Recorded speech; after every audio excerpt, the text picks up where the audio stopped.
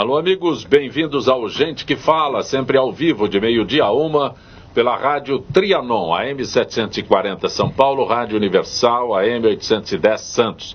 Estamos transmitindo diretamente do estúdio da Rádio Trianon através da nossa fanpage, Facebook/programa gentequefala.com.br. Estamos também na AltV, www.altv.com.br. Estamos na TV Guarulhos, canal 20 UHF, canal 3 da NET em Guarulhos, ambas 11h30 da noite. Acesse nosso blog, conheça nossos colunistas e colaboradores, gentequefala.com.br, à sua disposição WhatsApp 974012235 e ainda um telefone aqui no estúdio da Rádio Trianon, 3289-3580. Participando desta edição de Gente que Fala, empresário Ciro Moura. Prazer tê-lo aqui, Ciro. O prazer é todo meu. Como sempre, uma mesa seleta. Meu boa tarde aos ouvintes e telespectadores do programa Gente que Fala. Gente que Fala. Você é presidente estadual do PTC. E vice-presidente nacional. Também. Fundador do partido, que agora vai ter um fato histórico, né? Porque agora vale você... Claro, 31 anos já não é antigo? Sim. Então é histórico. Perfeito. E eu tenho um pouco mais. Você acha que eu tenho menos, mas eu tenho um pouco mais. Nessas possíveis mudanças, existe a possibilidade do PTC, de uma fusão do PTC com algum outro? Olha, pessoal, eu acho que tudo pode acontecer na vida. Sim. Mas deixa acontecer. O que nós temos que discutir nesse assunto, espero até poder falar no meio do programa, é o seguinte: porque essa história? Hoje nós, os menores, somos limpinhos. Não temos nada a ver com tudo isso que você está vendo aí. Tá certo? E os caras estão de olho no bolo, que é o fundo partidário, tempo de rádio e televisão. E ninguém fala isso, turma. Então, veja, porque tem um negócio aqui que chama Carta Magna. Você já ouviu falar nisso, Já né? ouvimos falar. Tem lá o seu artigo 5º que fala em pluralismo político. É a intenção do legislador em 88. Ela não é cidadã? Não. Então muda. Okay. Boa tarde. Professor Estélio da Cunha, prazer tê-lo aqui, Estélio. Obrigado, Zancopé, por me convidar mais uma vez e quero ter acesso, quero ser filiado ao seu partido, porque é o PT certo. Que é o PT com Cristo, o outro eu não sei quem anda. É o PT certo. Se é que anda.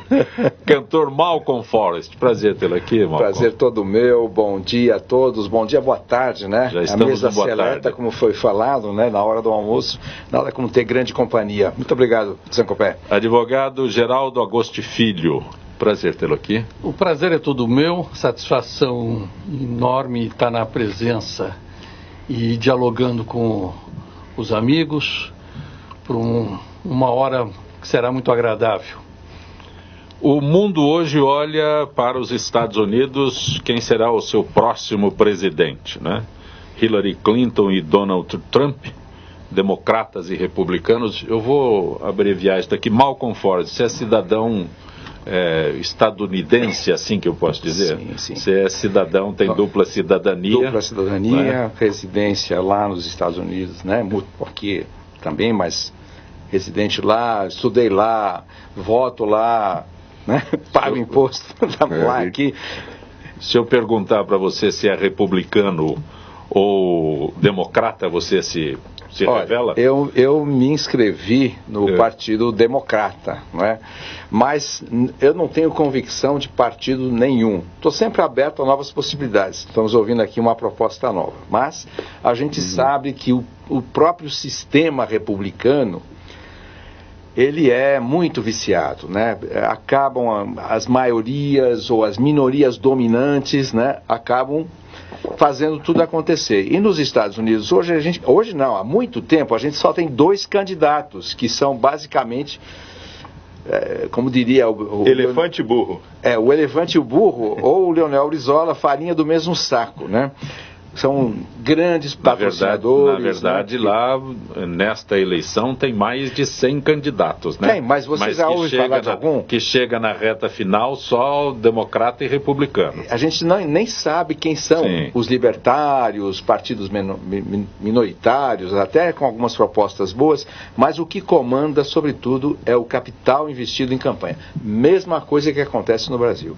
É o horário na TV, é a bala econômica para fazer as alianças, a propaganda, apesar de tudo ter propaganda gratuita, mas os horários são muito ingratos. O pequeno não consegue mesmo nenhuma exposição, né?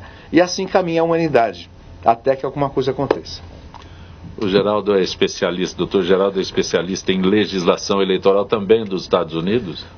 A eleição americana ela é diferente da eleição brasileira. Ninguém entende. Aqui nós não conseguimos entender porque o Bush foi o menos votado e foi o eleito. Exatamente. Porque a eleição lá é indireta. É o que aqui nós já tivemos isso. O colégio eleitoral são os delegados, são 538 delegados, que é a representação do parlamento americano. É o mesmo número de deputados, só que não são os deputados, eles são os delegados eleitos. Então, para que serve a eleição se são os delegados que vão eleger? É um sistema, porque não é proporcional. Lá não tem voto proporcional, nem para a Câmara. Ganha o mais votado. E com isso, o sistema proporcional que nós temos aqui no Brasil, você dá direito às minorias. Se a gente estamos falando aqui do PT, como é que o PT nasceu? Era um partido pequenininho. Na primeira eleição teve 2 deputados e chegou à presidência da República, que é a natureza, é a razão de ser qualquer partido político. O partido político existe para chegar ao poder. Se ele chega ou não é outra história. E lá é o sistema majoritário. Então, o eleitor, candidato, na verdade, que ganha no Estado, ele leva os delegados daquele Estado. Por isso que tem estados mais importantes e menos importantes lá. Agora, você tem que passar em todos, porque todos têm lá os seus delegados. E às vezes o Kennedy e o Nixon foi uma diferença muito pequena lá nos anos 60. O Bush com o Al Gore, recentemente, já no ano 2000. Então, o Bush foi menos votado e foi eleito porque o colégio eleitoral... Eu não sei se ele foi menos votado. O que ocorreu de fato foi o seguinte: pediu-se uma recontagem de votos que a Suprema Corte indeferiu. Então ficou essa história. Eram 45 mil votos de diferença. Mas não houve recontagem porque foi lá também se usa a justiça como poder moderador. Nós aqui ficamos do Império até 1985, 84, com os militares fazendo poder moderador. E trocamos isso pelo judiciário. E hoje reclamamos do ativismo judiciário. O doutor Ciro sabe bem o que eu estou falando. Mas tem uma coisa, tem uma verdade: o judiciário só age quando ele é provocado. Se tem uma vantagem do judiciário, se você não provocar, ele não pode fazer nada, ele não tem iniciativa. E nós fizemos essa troca, porque as minorias, ou vamos dizer, não sei se são minorias, os derrotados politicamente e não satisfeitos recorrem ao judiciário, o que é uma coisa terrível no Brasil. As coisas não se resolvem dentro do Congresso. Você perde a votação, aí você diz que a votação está viciada, vai lá e reclama no Supremo. Mas é próprio, quem ganha festeja, quem perde reclama. Mas então você não pode reclamar do sistema. Perfeito. Porque vão lá... É melhor aqui ou melhor lá, Ciro Moura? Olha, eu prefiro continuar aqui. Eles estão pagando o preço hoje. Se você lá está há algum tempo, eu me lembro que há uns 40 e poucos anos... A vida o Malcolm é americano. Você é nascido lá? Não, mas eu não. Nasci em São Paulo, mas meu pai era americano. Sua vida toda lá. Estudar lá, trabalho lá e tudo, né? Uns 40 e poucos anos atrás, eu estava estudando lá. E eu ouvi um americano preocupado com os cucarachas. Lembra desta figura? Seriam os nossos baianos. Seriam, sim, os ticanos, os mexicanos. Lá eles chamavam de cucarachas. Seriam os paraguaios, os bolivianos, esses brasileiros, inclusive. Sim, mas os cucarachos lá, aquela grande preocupação. Com boliviano, paraguaio, que vem para o outro lado de cá. Mas eu vi lá essa preocupação. Nós, nordestino é brasileiro. Temos 2 filhos e eles 10. Um dia eles serão maioria. Eu acho que são hoje. Aí eu tenho um filho também que um dia me disse: pai, não me leve a mal, só que está muito ruim, e foi embora lá para o seu país e mora lá, certo? Muito bem.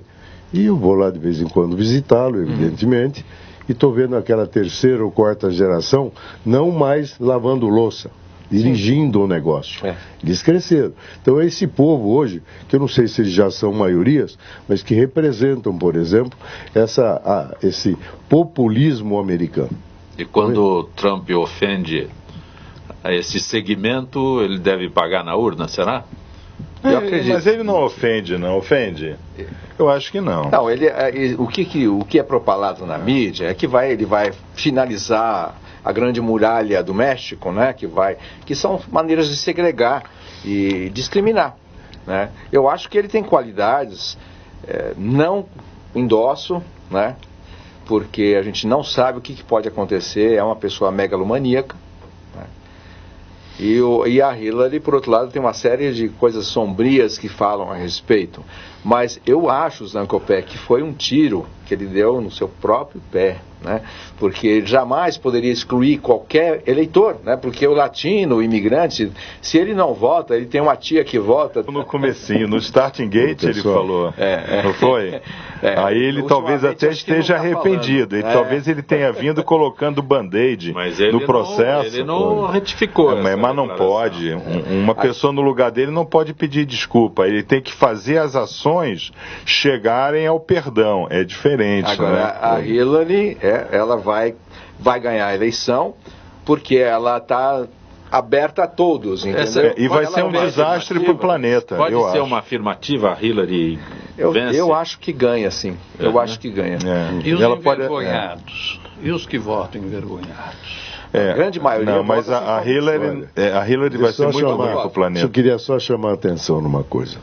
Para mim, se eu estiver errado, me perdoem ou me corrijam, ele só fala com o americano loiro de olho verde ou azul. What's Só. White Anglo-Saxon Protestant. Exatamente. Né? Ele escolheu o seu universo. Pode dar certo ou não. Isso que você coloca. Trump, o Trump, exato. O discurso só dele... fala com o loiro de olho claro.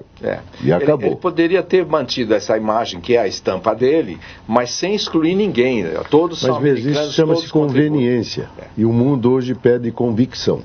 E ele tem mostrado convicção no seu pensamento. É o Putin americano.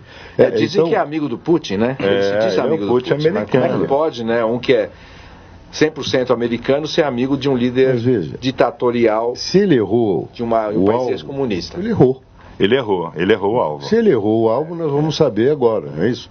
Mas ele definiu o alvo. Hoje nós tivemos uma eleição... Quanto tempo demora uma apuração lá? Lá o país é uma federação. A lei, a cédula, cada estado faz a sua cédula. E os municípios têm cédulas, né? Porque lá vota até para o guarda florestal. Você tem as questões locais. Aproveita-se o dia da eleição para se resolver uma série de problemas, que é um modo de ser, do presidente da República ao inspetor de quarteirão. Você tem recall, você tem questões paroquiais, e isso não faz parte da nossa cultura, então fica difícil para nós. O máximo que nós chegamos, como agora, nesta eleição do dia 1º de outubro, lá na cidade de Primavera, teve um plebiscito para saber se o bairro de Rosana seria elevado a distrito. Então, na urna, além do prefeito, vereadores, você tinha essa questão. Elevar o bairro a distrito. Mas não é da nossa cultura. Lamentavelmente, não é. Porque nós temos... Quando a gente vê uma discussão como essa, para nós fica claro como eles elegem um promotor. Né? Eles elegem o promotor. Aqui é completamente diferente. Então, você está falando do guarda de quarteirão, não é? Mas o promotor está lá disputando uma eleição. Apenas um exemplo. Tem um viés político muito forte, sim. A representação americana. E ele tem todo esse contexto. A eleição lá é local, diferente da nossa. Nós vimos agora, nós tivemos uma eleição municipal que se discutia as questões nacionais o tempo todo. As ofensas eram aos dirigentes da nação, ninguém tratava do assunto do município, porque nós temos partidos nacionais. Os partidos no Brasil eles têm que ser nacionais. Nos Estados Unidos não, você tem lá o partido do Texas, você tem lá o partido do Oregon, você tem o partido de Washington. Por isso é que eu fiz referência a uma centena de candidatos. Uma centena que nós nem ficamos sabendo. De candidatos. A última vez que eu contei tinha 124 partidos. E nós estamos vendo, a Hillary brigou muito para ser candidata, ela não estava com a vida fácil, não. Nunca teve, nem no partido dela. Lá o senador, o Cruz, ela ficou, quer dizer, a eleição lá é muito antes da data da eleição. O ano anterior é o ano das convenções, das disputas internas. O que marca o escolhido do partido. Eu tenho uma pergunta, talvez possa responder. Mais próximo aqui, Malcolm. Uma pergunta, né? Quanto custa a eleição presidencial nos Estados Unidos? Entre os dois partidos, todos os partidos, né? Eu não dá para medir. Será que chega a $1 trilhão de dólares? Eleição, o ex-prefeito de Nova York desistiu e fez uma festinha de $5 milhões para anunciar a desistência. Então, não há parâmetro. Não, acho que não pode se comparar, são realidades. Não há parâmetro. Não, mas, enfim, esse dinheiro me parece extremamente mal empregado. Mas roda a economia, né? Roda a economia. Hoje a gente sabe que o fluxo de caixa da política, ele oxigena a economia, né? Então oxigena a mídia, oxigena todos esses mal feitos, né? O que o Brasil fez foi acabar com a indústria da eleição e reduzindo cada vez mais. O Ciro sabe bem disso. Mas não pode mais ter camiseta, não pode ter brinde, não pode ter nada.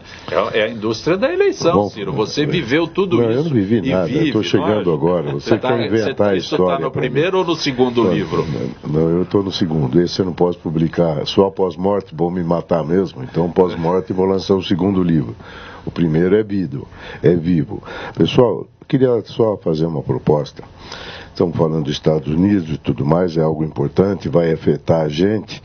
Se viermos a falar de Brasil, você me fez uma pergunta sobre a indústria, etc. e tal. O que se vê hoje é muito o que se não quer. Reclamação disso, eu não quero isso. Aí eu faria uma pergunta a todos, se possível. O que nós queremos para o Brasil? O momento tem que ser muito mais positivo. Reclamar não quero mais. Eu sou um sujeito antigo, já assisti muito filme. Não aguento mais a conversa aiada. Então, quer dizer, o que nós viemos fazer? Queremos o quê? A indústria da eleição. Tem suas razões, suas confusões. Quer que eu conte história? Vocês aguentam o tranco? Aí eu conto história, porque sou um sujeito antigo. Não parece, mas eu tenho um pouco de história. Aí você vai perguntar se nós elegemos presidente da República. E vou dizer que elegemos 2. Na eleição fomos 10, no governo 0. Aí mandaram o palhaço embora, ele foi. Entende? Então, hoje eu conto história e eu vi algumas coisas que você falou. Quando você diz isso, o Collor era afiliado ao teu partido. E é ainda. É ainda. Então, essas coisas, pô, xinga minha mãe. Não xinga, eu não tenho nada a ver com isso. Não me perguntaram. Porque a legislação permite. Ele foi filiado no estado dele, pelo presidente do partido no estado dele, e eu não posso nem entrar pelo meio. Sou presidente em São Paulo. Aí vem uma pergunta que você fez agora que eu acho que tem que marcar muito. Porque a grande causa do problema é o partido ser obrigatoriamente nacional no Brasil. Então é uma federação falsa, que vem de cima para baixo. Exatamente. Você entende? Então, até isso, o partido tem que ser nacional. Mas então, ele tem que ter a representatividade em todos os estados? Claro, ou 2/3, se não me engano. Mas o partido é nacional. O partido é nacional. Se você não tiver aquelas assinaturas, podemos lembrar recentemente o caso do Partido da Marina que foi indeferido, porque você tem que ter todas aquelas assinaturas, que é do país todo, de vários estados, para compor um partido nacional. Você precisa registrar ele de forma nacional. Não pode ser um partido local. Essa foi uma grande... Então, o senhor está falando da Marina. A Marina é o típico exemplo que ela deveria ser presidente do partido na Amazônia, que ela entende lá de seringueira, não sei o quê. Ela não pode vir para São Paulo discutir política industrial, entendeu? Por quê? Porque eu, por exemplo, tenho mestrado, doutorado, etc., 40 anos de estudo para entender de política industrial. Aí a outra é seringueira lá, vem aqui e faz um discurso na frente da Fiesp. Isso não pode. Então a América está certo, porque a América é um sistema de no king, no pope, quer dizer, não tem nem rei nem papa. Então o que ocorre? Ninguém, desculpa a expressão, pode cagar de cima para baixo. O bairro vale mais do que Washington. O dono do bairro é mais o xerife, vamos assim dizer, o sheriff, né? O xerife é mais importante que o presidente da República para aquele quarteirão, que essa é a verdade, porque você não vive no país, você vive no bairro, você vive no quarteirão, você vai na sua loja de conveniência, você vai na sua padaria, você não vai na padaria que vai o Renan, não é verdade? Então você tem que ter esse discurso. Uma coisa é complicada, é assim mesmo a política. A primeira coisa que eu falei, vamos prestar atenção num dado. O partido obrigatoriamente tem que ser nacional. Nas condições que ele foi formado, não importa. Aí o senhor diria que a reforma política já tem que partir daí. Eu discutiria um federalismo real, não um fictício como o Brasil. Aí eu entro na sua linha de guarda de quarteirão, e não sei, você só vive município, lá você nasce, lá você morre, entendeu? Então realmente, e não é municipalismo, que é só administrativo, estou falando político. O americano é isso. Mas Ciro Moura, o Senado vai discutir, possivelmente amanhã, inicia a votação de uma proposta de emenda à Constituição que trata de mudanças das regras eleitorais. Eu me dirigi a ele, mas é extensivo a todos vocês. Mas os partidos detêm o monopólio das candidaturas. Ninguém pode ser candidato sem partido político. Então, aí tem um rei e tem um papa. Essa é questão crucial. Sim. Então... esse é que é o problema. Você tem a questão do domicílio eleitoral. E o Brasil mudou muito nesses anos. Eu tenho até aqui uma anotação curiosa. Na eleição do Jânio, nos anos 60, nós tínhamos 15 milhões de eleitores e 12 milhões votaram, falando em números grossos. Na eleição do Collor, isso é de 89, a primeira, 29 anos depois, nós tínhamos 82 milhões de eleitores, 72 votaram. Na eleição da Dilma, essa última, tínhamos 141 milhões de eleitores, 112 milhões votaram. É uma diferença. Os números são as mudanças no Brasil, porque não só houve o fenômeno da urbanização, a vinda do campo para a cidade, se consolidou, como mudança de regras estruturais. Por exemplo, os analfabetos são obrigados a votar. Antes eles não votavam, agora eles eram impedidos de votar, de ter o título de eleitor. Todos são obrigados a votar no Brasil. Então, você tem a massa crítica em 50 anos, ela mudou muito.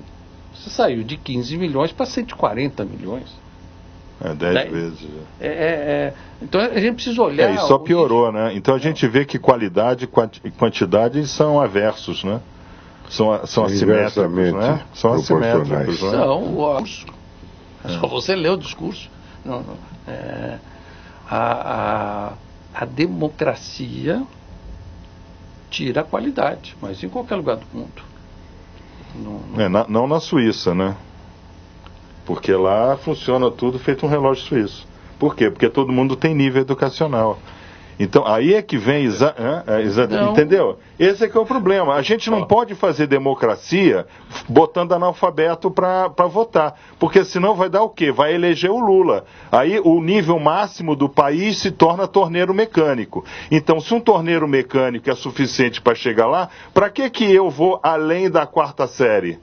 Entendeu? Esse é que é o grande problema. Não pode ter isso. Isso é um absurdo, porque existe a massa governada e a minoria que governa. Agora, se a minoria ela é bem educada, ela tem conceitos morais e éticos, ela vai governar bem a maioria que é analfabeta. E o que ela vai buscar a longo prazo? Ela vai buscar a educação de todos. Os Estados Unidos trouxe o Mr. Harvard da Universidade de Oxford para fundar. Por quê? Porque os patronos americanos acreditavam que sem educação você não vai conseguir construir a nova ordem secularum. Putz, grila, isso é uma coisa tão clara para todo mundo ver. Por que a gente não vê? Porque prefere ir a um discurso e ver o Lula falar do Corinthians. Entendeu? Piada, porque esse camarada ficou há 16 anos de governo, ficou subindo no palanque e falando palhaçada. E o Brasil inteiro rindo e dando gargalhada. E o que deu agora aí? 12 milhões de desempregados, 170 bilhões de déficit fiscal, Mariana, o maior desastre ambiental. E aí vai embora. Por quê? Porque se a gente planta esse tipo de gente, é esse tipo de gente que vai fazer a colheita. Malcolm Forrest. Eu tive a oportunidade de participar de um evento, de um trabalho, uma exposição dentro do Castelo de Windsor, né? E teve um almoço e a minha mesa sentou ao meu lado um senhor que cuidava do patrimônio da Casa Real da Inglaterra, né? Então, conversando com ele perguntei quanto custa todos esses castelos, a rainha, toda essa pompa e circunstância, né? Ele falou assim, olha, custa 40 milhões de libras por ano, né? Há muita reclamação do povo. Eu falei, 40 milhões? Isso inclui os castelos de Buckingham, o castelo de Windsor, todas as propriedades reais, mais todas as despesas da família real. Falei, olha, no Brasil, 40 milhões de libras, que dá o quê? 150 milhões, menos de 200 milhões. Qualquer político corrupto na alçada federal já levou isso aí por ano. Multiplica isso por 1000 no Brasil. Então, a despesa de vocês com a família real, com a monarquia, é infinitamente menor. E mais, qualquer casamento real, qualquer exposição, tem uma repercussão na mídia no mundo inteiro. Maravilhosa. Gera receita de turismo, de valorização de marca, enfim, exportação, tudo mais. Então, o buy appointment, né? Buy appointment. Deixa eu fazer um comentário no assunto do Senado. A Gisele Souza está na linha. Do setor de eventos da FIPESP, Associação dos Funcionários Públicos do Estado de São Paulo. Gisele, boa tarde. Boa tarde, Zancopé. Gisele, nosso tema é Novembro Azul, mês que tem os homens na mira de cuidados com a saúde sobre o câncer de próstata. Haveria uma causa específica para provocar o câncer de próstata, Gisele? A causa exata da maioria dos cânceres de próstata não é conhecida, Zancopé, mas já se sabe que vários fatores de risco tornam uma pessoa mais predisposta a desenvolver a doença. Se na família houver casos de câncer de próstata, há risco de se desenvolver a doença? Ter um parente de primeiro grau com o diagnóstico de câncer de próstata mais do que duplica o risco de um homem desenvolver a doença. E o câncer de próstata pode ser prevenido? A melhor recomendação é manter uma dieta saudável e uma rotina de exercícios físicos para a obtenção de uma vida saudável e eventual reduzir o risco de câncer de próstata. Dietas ricas em certos produtos como tomates, vegetais, crucíferos como mostarda, couve e repolho, soja, cebola, feijão e outros leguminosos, né? Peixe, brócolis e couve-flor podem estar relacionadas a um menor risco de câncer de próstata. O consumo diário de chá verde pode reduzir significativamente as chances de adquirir um câncer de próstata no futuro. Por outro lado, o homem deve conhecer seus fatores de riscos e antecedentes familiares, assim como deve realizar visitas programadas ao médico para a realização de check-up e consequente a diminuição do risco de câncer de próstata. Gisele, já existe vacina para câncer de próstata? Uma vacina contra o câncer de próstata, Sipuleucel T, foi recentemente aprovada pelo FDA, Administração de Alimentos e Medicamentos dos Estados Unidos, para tratar o câncer de próstata avançado. Ao contrário da maioria das vacinas, esta é destinada a tratar o câncer de próstata, não preveni-lo. Além disso, essa vacina é única e individual, ou seja, não é produzida em massa.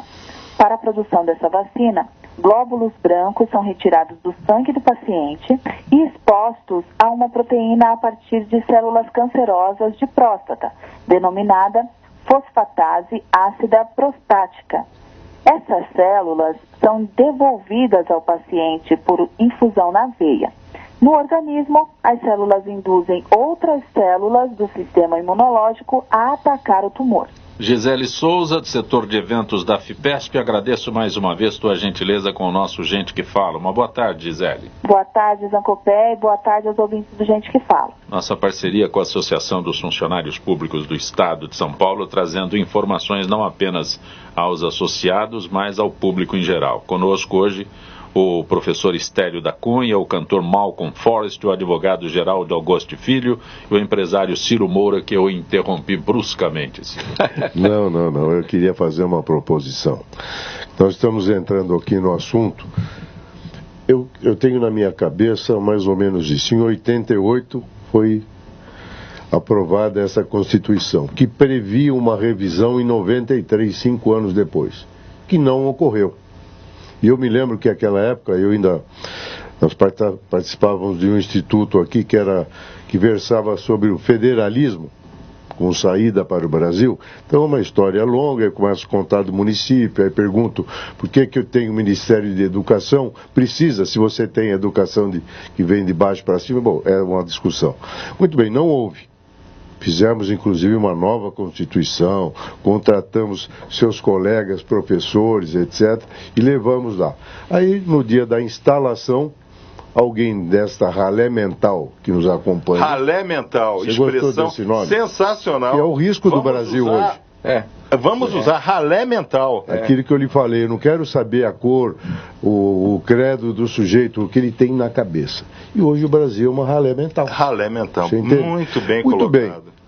Não ocorreu e nunca mais ocorreu. Conceito aristotélico. E agora nós vamos falar de um Senado, mais uma coxa de retalho, no joelho.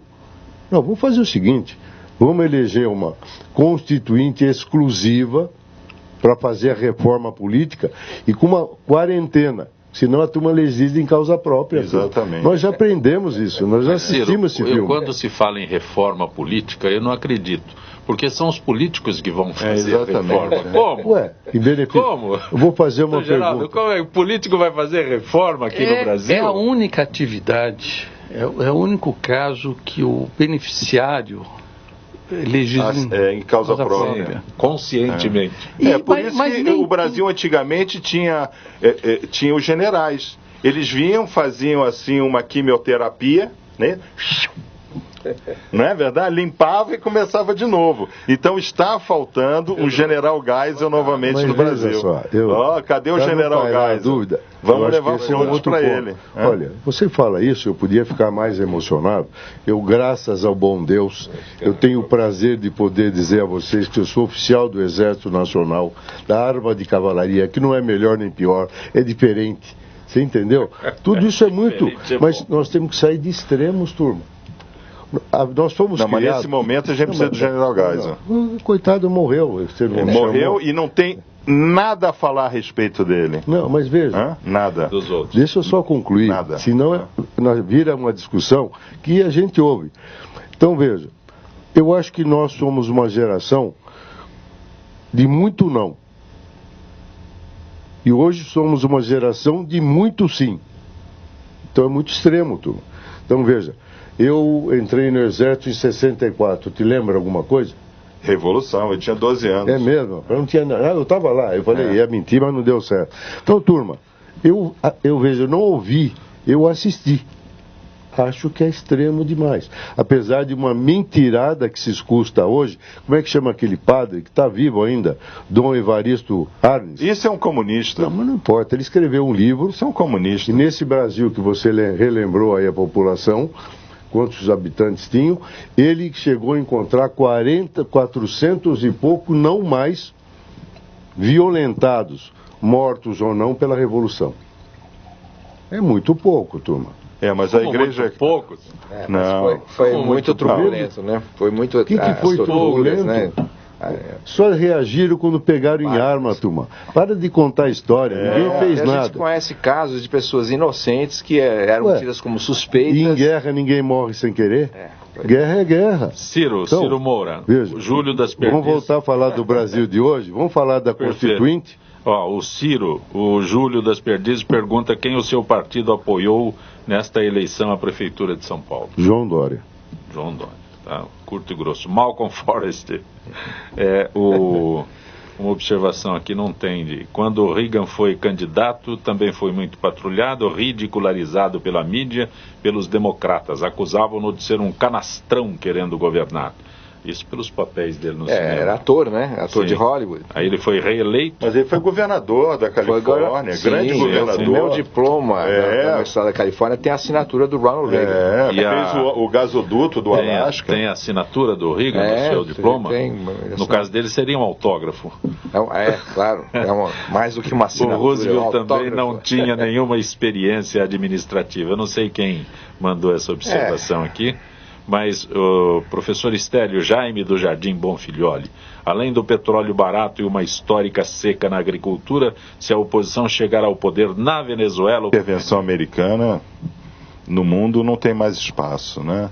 Você vê o caso que teve na Crimeia, os russos foram lá e todo mundo gritou e nada aconteceu, né? Eu acho que não tem mais espaço no mundo atual para intervenções assim, a América invade o país tal, não tem mais. Eu acho que não. Ali, olha, o Jaime do Jardim, que nos acompanha há tanto tempo, né? O Jaime, um grande abraço ao Jaime. A Venezuela é um caso muito triste da expressão que o senhor acabou de usar. A ralé mental? A ralé mental. Então, a ralé mental tomou conta da maior reserva de petróleo do hemisfério sul e detonou um país inteiro. Ralé mental. Dr. Geraldo Agosti, Marta de Osasco, pergunta como é possível o prefeito Celso Gílio ter sido impedido de se candidatar a prefeito pela lei da ficha limpa, mas pôde ser eleito deputado em 2014. Olha, eu não posso responder isso que não conheço o processo, não conheço o caso dele especificamente. Provavelmente ele tinha condições de elegibilidade em 2014 e em 2016 essa condição necessária não existia mais.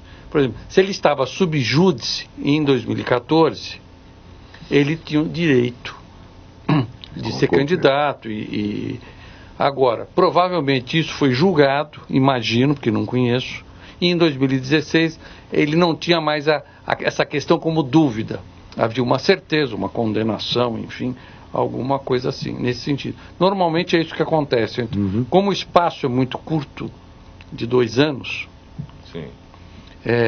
Muito provavelmente a situação era essa. Em 2014 ele tinha uma condição que não tinha mais em 2016. O Anderson Catoso, através do Facebook, parabeniza o programa, diz que é grande amigo do Ciro Moura. Pede a você que fala sobre a cláusula de barreira.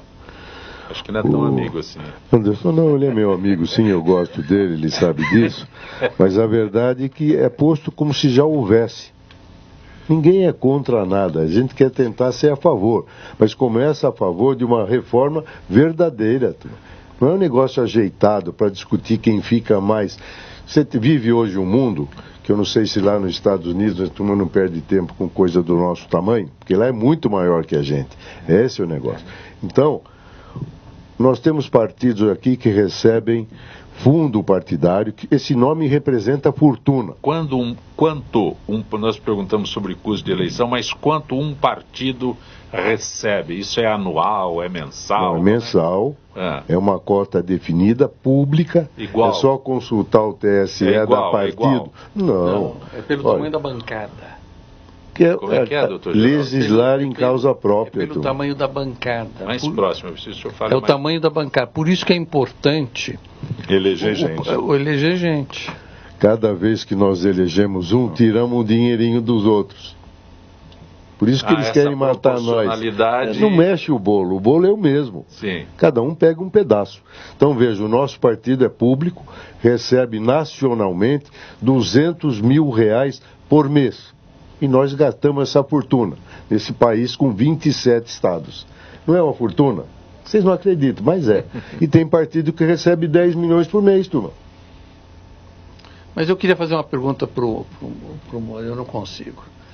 Partido, o próprio nome diz, é parte de alguma coisa. No caso, seria parte do... Ou foi parte, né? Parte de um ideal político. Foi partido, né? Nós temos 30 posições políticas que 39, justifiquem 30 partidos? Não. Acho que a questão é essa. 39 em vias de hoje duplicar. Tem 35. Por definição, 35, os outros 4 não foram. Partido é parte de alguma coisa. Nós temos todas essas partes. Claro que não. Uma aspiração democrática grande, né? Ou seria uma aspiração por esse dinheirinho mensal? Essa questão...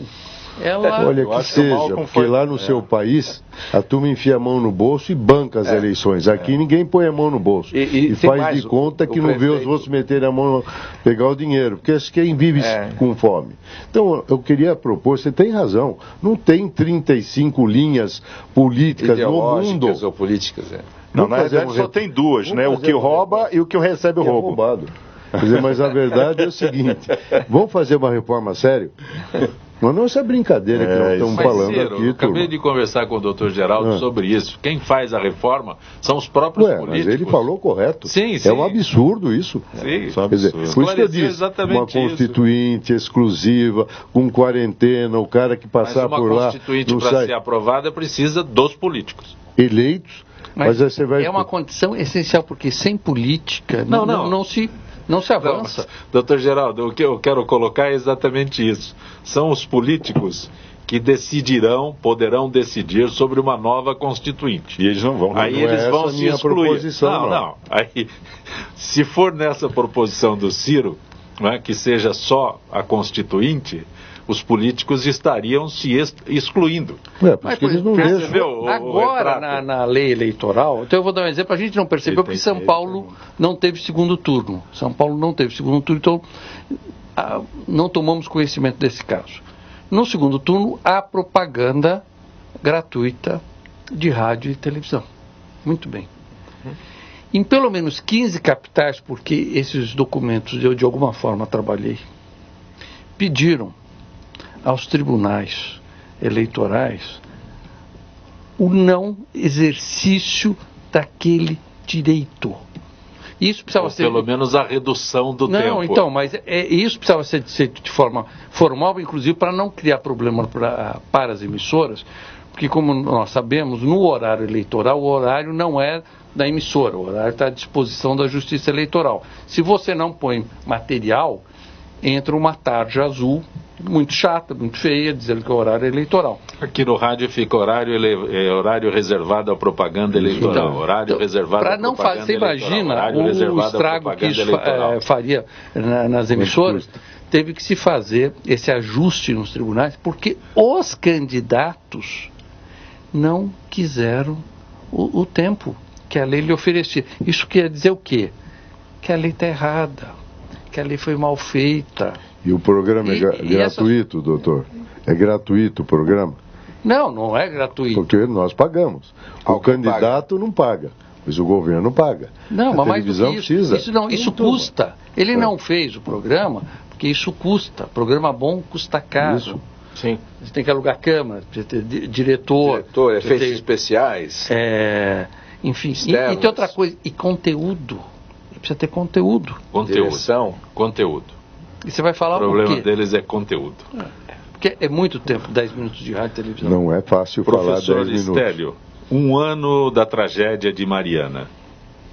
Eu nem vou pedir... Então, deixa eu lhe dizer, Zancopé, eu acho que... tragédia de Mariana. Tem um texto muito bem elaborado. Nós temos a expressão... Aqui, que fala dos 230 municípios... Os medíocres cerebrais, como é que é? Ralé mental. A ralé mental. Então, a ralé mental, ela tem que ser colocada em foco. Vamos analisar Mariana. Mariana é o maior desastre ambiental dos 10.600 anos de história escrita da humanidade. Nunca houve nada igual. Tá? A ganância do ser humano primeiro destruiu a natureza. Pegou esse barro destruído e colocou em uma barragem. Dá para comparar com Chernobyl? Não, Chernobyl é uma coisa que ficou ali restrita. Chernobyl, na realidade, não houve uma ganância. Houve um erro técnico, tá? Vamos assim dizer, um erro de tecnologia. Mariana, a partir de 2009, todos os técnicos do Departamento Nacional de Pesquisa Mineral já diziam que a barragem estava com problema. Os documentos do Ministério Público mostram que, em março de 2014, eles fizeram uma simulação dentro da Samarco e chegaram a dizer que teria até 20 mortos, que as cidades tais teriam inundadas, etc, etc, etc. Nesse programa, o que eu falei, assim que teve o rompimento da barragem? Se ela rompeu, é porque houve excesso de lama. Toda essa lama faz então um rastro de 1.000 quilômetros. Vai destruindo tudo em 1.000 quilômetros. Chega no Oceano Atlântico e, além de lançar metais pesados ao fundo do Oceano Atlântico, elimina a penetração da luz solar em um raio de 14 quilômetros quadrados. Ou seja, mata toda a vegetação oceânica. Aí eu lhe pergunto, esse é o problema? Não, esse não é o problema. O problema é que a extratividade do Brasil, ela tem hoje 500 barragens. Dessas 500 barragens, 270 estão no estado de Minas Gerais. Dessas 270, 126 estão sobre ameaça de rompimento. 70 a ponto de romper. Estado crítico. Estado crítico, 70. Então nós temos mais 70 Marianas no pipeline, como diria o outro. E o governo de Minas Gerais não faz nada. Então eu quero fazer agora uma observação. Quando o Juscelino tomou posse, nós estamos falando de 1958, na semana da posse dele, o maior açude do Brasil era o açude de Oroz, maior que a Baía da Guanabara. Ele rompeu. A gente lembra disso na história. O que ele fez? Ele foi para lá. E ele indo para lá, os ministros foram para lá, e as providências foram tomadas, porque o presidente da República estava acampado lá. E qual foi a ação política que o governo de Minas fez em Mariana? Eu tenho outra pergunta. Foi ação política. Porque é ação política. O que resolve isso é ação política. É claro, mas isso que eu estou dizendo. Não, o que o governador está fazendo? É um caso de prender essas mas precisa ter. Mas não resolve. Você tem que ter ação política. Você precisa consertar. Responsabilizar uma coisa, nós precisamos consertar, nós precisamos avançar, porque essa mesma Samarco, se ela não trabalha, ela não gera impostos, ela não emprega gente.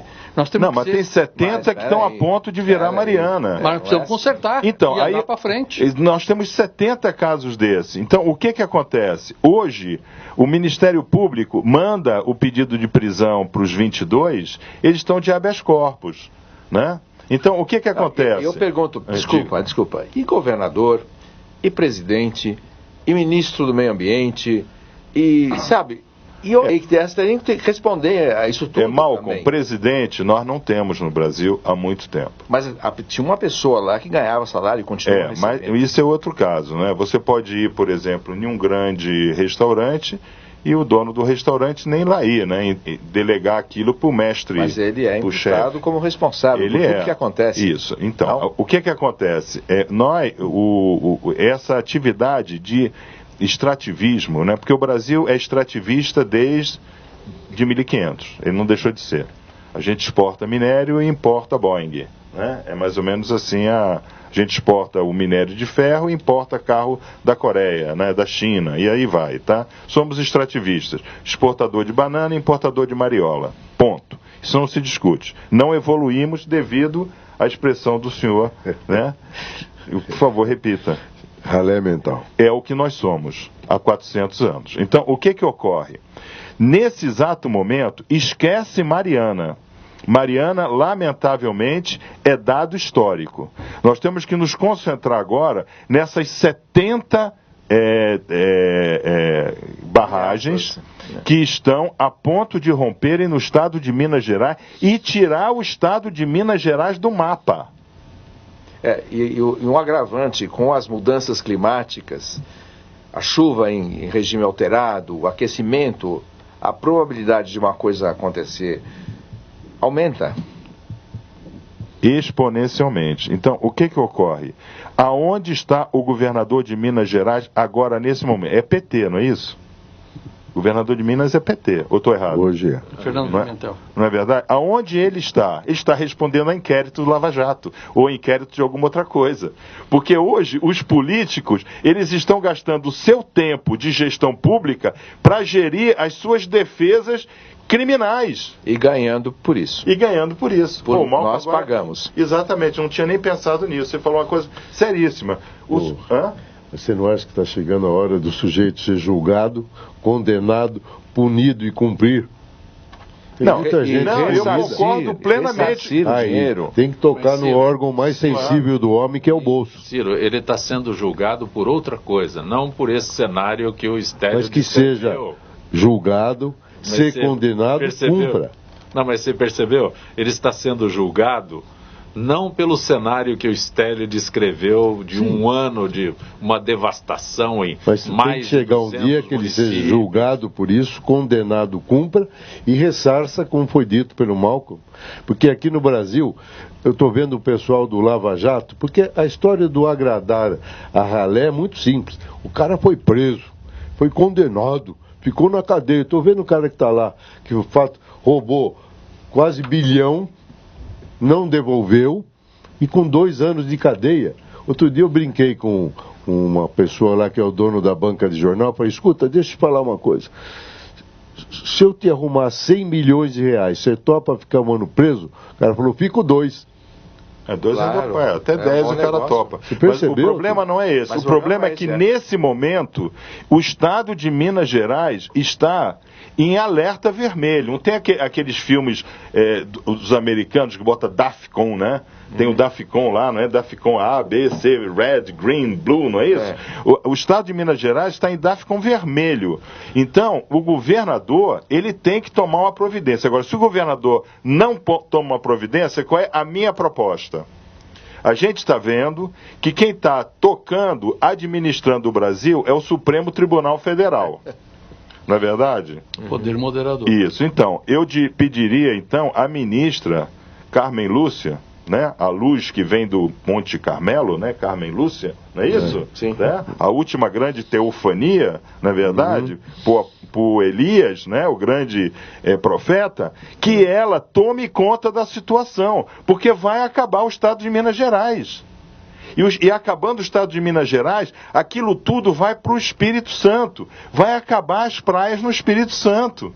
Nós vamos ter um desastre ecológico sem precedentes. Nós não estamos olhando isso daí. Eu fico impressionado.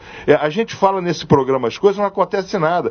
Em 2013 eu falei da seca. Eu disse isso assim, assim, assim, assim vai acontecer. Aconteceu nada. Vieram políticos aqui, inclusive o Capês fez um programa e nós debatemos sobre isso. Ele saiu daqui, foi para lá e continuou com problema de merenda escolar. Entendeu, Zancopé? Então, nesse momento, o que eu poderia pedir a todos aqueles que estão nos ouvindo pelo Facebook, começar a enviar Facebook para a ministra Carmen Lúcia, pedindo que ela interfira judicialmente com força militar, com general de 4 estrelas, general de exército, em Minas Gerais, para tomar conta dessas barragens. E aonde for identificado que já tenha fissuras na horizontalidade da barragem, que essas barragens sejam imediatamente interditadas. Que nós estamos falando, não é só de vida humana, que isso é uma vida. Nós estamos falando de toda a biodiversidade, de 1.000 quilômetros de extensão. Exatamente, e o Exército tem demonstrado um trabalho muito bom em situações emergenciais. Eu acho que a sua proposta teria que também cooptar as Forças Armadas junto com o Supremo, com o Ministério Público, com o Poder Judiciário, para agir imediatamente em socorro dessa situação, que é extremamente preocupante. Dramática. Estamos chegando ao final desta edição de Gente que Fala. Malcolm Force, quem ganha, o Trump ou a Hillary? Eu acho que quem perde somos nós. Enquanto essa situação ficar assim no mundo, né, no Brasil, lá fora, né, até tá circulando no Facebook, na internet, aí uma brincadeira. É uma carta aberta da Rainha Elizabeth, sugerindo que os americanos coloquem na cédula, na hora de votar, o nome dela. E ela avisa, olha, não se preocupe com o Charles, né? O meu filho não vai entrar, vai entrar o William, é um filho dele que vocês gostam muito. Estélio, em 30 segundos, o plebiscito para tirar o Reino Unido da comunidade europeia. Brexit. O Brexit, né?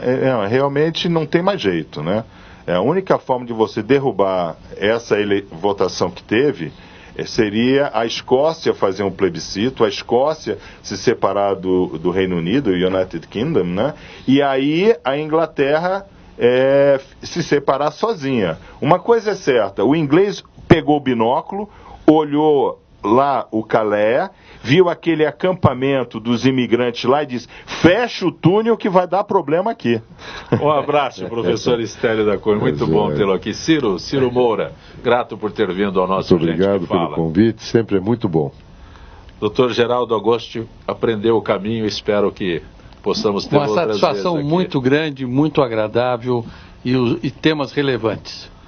Uma boa tarde aos ouvintes. Gente que Fala tem a direção-geral do jornalista Fausto Camunha, a diretora de produção Zenilda Salvato, redação Pedro Esquiavon, produção cultural Ricardo Godoy, na Rádio Trianon, Benê, Cléo Rodrigues, Neildo Neres, Ricardo Valim, na direção da TV Guarulhos, Fernando Mauro, na direção da UTV Alberto Luquete, na técnica James Eduardo, Paulo Afonso, Iago Matsumoto.